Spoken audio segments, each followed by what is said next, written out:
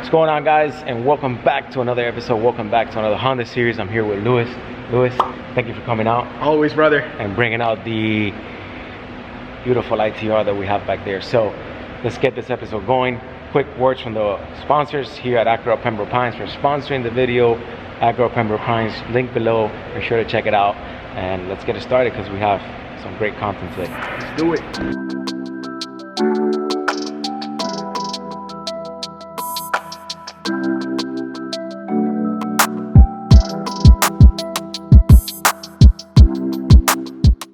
All right, guys, so I'm out here with Louis.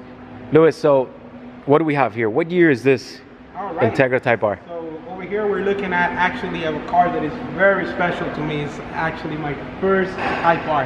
This was the first Type R that we added to the SoFlo M family. Okay. And wait, to cut you off, you have an extended nice Honda collection, 90s Honda collection. We've been talking off camera and you told me a little bit. So this is a part one of the series. You also brought another car. Yes, I did. Which is another iconic Honda that I have behind me. We're not going to show it here. That's going to be part two. That's going to be part two. We're not going to show it here. That's going to be for next week. So stay tuned for part two. But this was your first Type R in your collection, right? Yes, it was. Okay. This was the very first Type R. The story how I got it is actually kind of funny. I started off with after many years without owning a Honda, after a bad experience.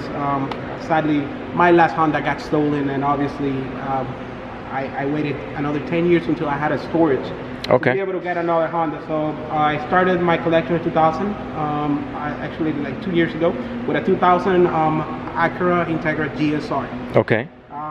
That car had everything you can probably think of from a Type R. And one day I woke up and I'm like, hey, it's time to get the real thing. It's time to get the real stuff, huh? That's how this puppy came to the family. So, question: has this car had a respray, or is this the original paint? No, sadly, it was respray. We're gonna be putting this car under the knife soon. We're gonna be restoring it back to mint condition per se. I mean, it's still pretty mint. It's still pretty good, but it's not enough, though. Okay. So, question: how many Type Rs do you own? I currently own 3 Type Rs. Do you own 3? But we also have a little bit of more 90s in the collection. Yes, yes. But don't say them. Don't say them.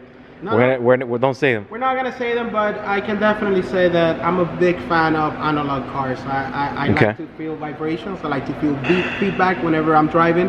I like to feel the car, what it's doing, and be able to predict them as I drive them. Of course. In other words, all these cars are driven. They're not stored. They're all driven and enjoyed. Yeah, very much. Perfect. I just didn't want to. I don't want you to spill the beans. I want to leave good content for the people to see.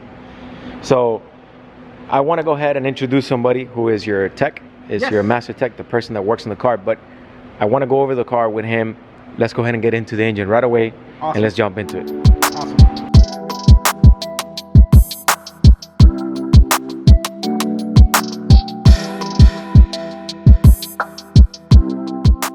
All right, so I'm here with Sergio. Sergio, thank you for coming out, and we're here with Louis. So let's talk about the engine. We have a original matching VINs on it. The block, yeah. It's a B18C5. It's a B18C5. Okay, so what work?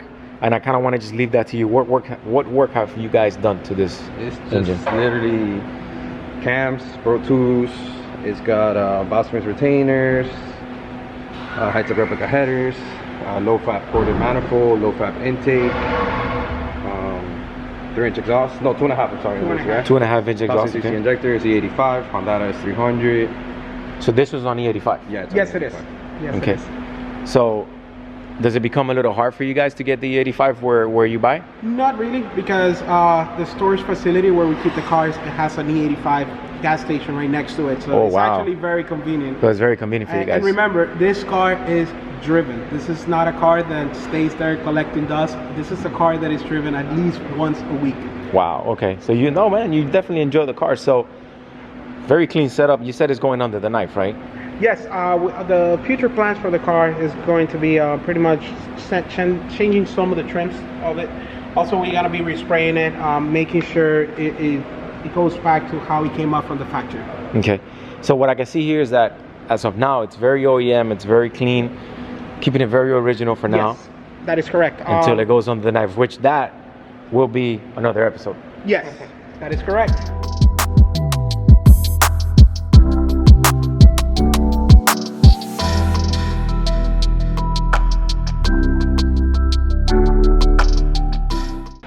Okay, so we're in the interior. So Louis, super OEM, nothing has changed, and I want to point out that you have the original CD changer. So why original? Why keeping it so stock? Let me point something out. The antenna also works. Oh, the antenna works too? Yes, everything works in this car. So pretty much here's how I see it. This car was very advanced when it came out back in 1994. Not the Type R itself, but the chassis. Okay. We can see signs on this car of modern vehicles that they actually, people pay extra for it for nowadays. Those stuff, right? Such as carbon fiber. I mean, that's something that cars nowadays, if you have a sport car, you want to have that. Well, this car back in 1996 came with that. Okay. So that yes. is extremely advanced. You can also see the red stitching. I mean, that's something that now you're seeing. That's what kind of stands out the Integra, having the red stitching all over the place. Yes, and the idea having is the badge. to keep this car very nostalgic, very original to its original form.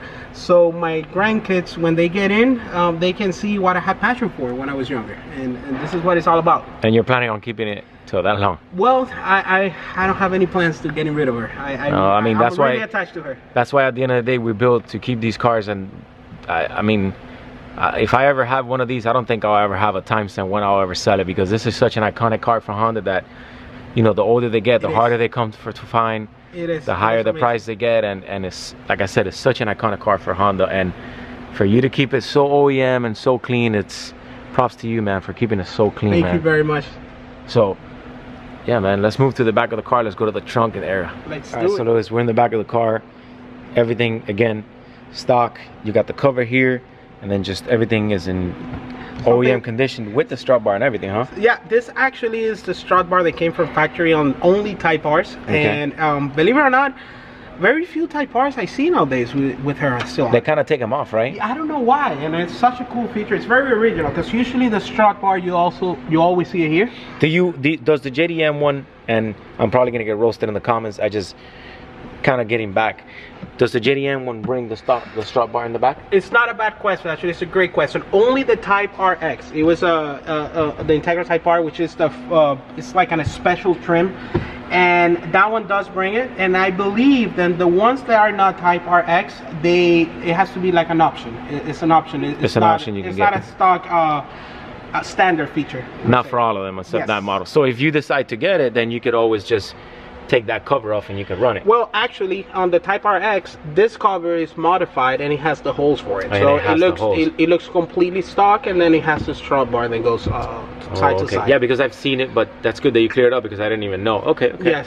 But this one does. Every day we learn something, brother. I'm still learning from this car. Of course, every day we learn something new. And then obviously you kept yours here, and then everything just works perfect. All the clips and everything look amazing. Everything is as pristine as it can possibly be.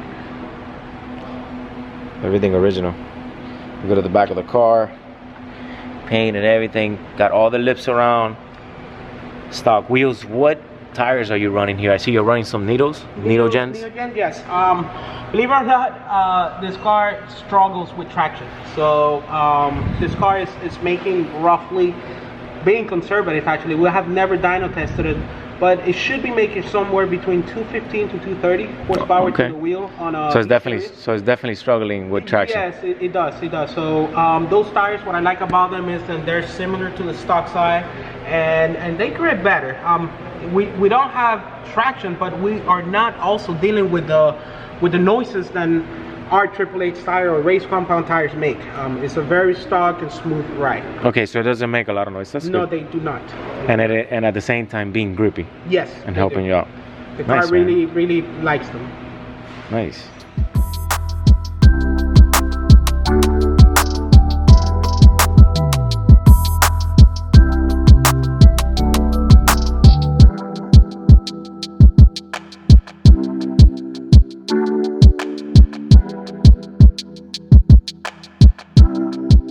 So I kind of want to go over the front and the exterior of the car. I see you have the bumper tabs that covers up the tag, the holes for the tag. Yes.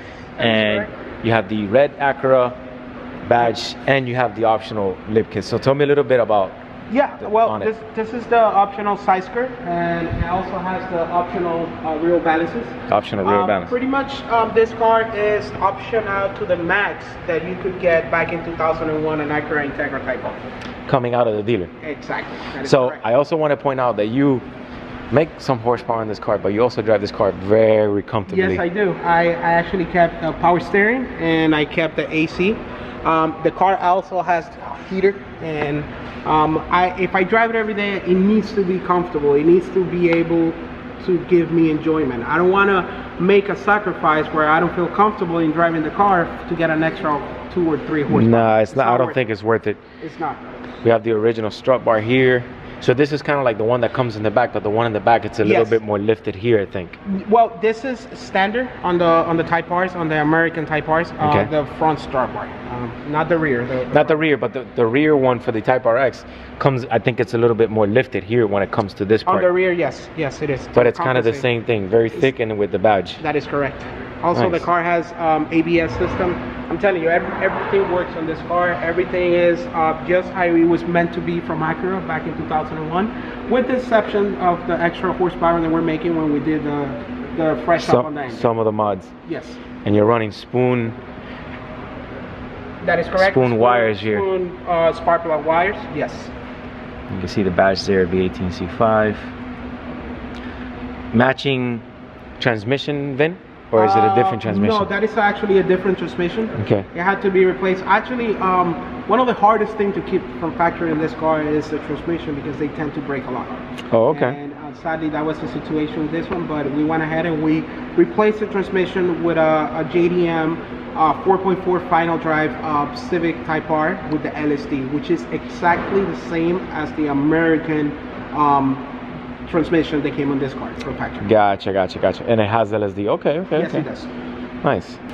Okay, guys, so I want to give thanks to Louis. Always, brother. No need to. Thank you guys for the invite. Thank you. Listen, it's our pleasure to have you here and bringing this beautiful ITR here for us. This is just one of the collection. This is part 1. There's part 2, but you'll have to stay in tune for that. Subscribe, because if not, you're going to miss it. Spoiler alert, there might be a part 3. Stay tuned. This is going to get better. Louis' collection is going to be featuring the whole Acura Honda series, again to the sponsor of Acura Pembroke Pines. So on to the next one. I'll see you guys.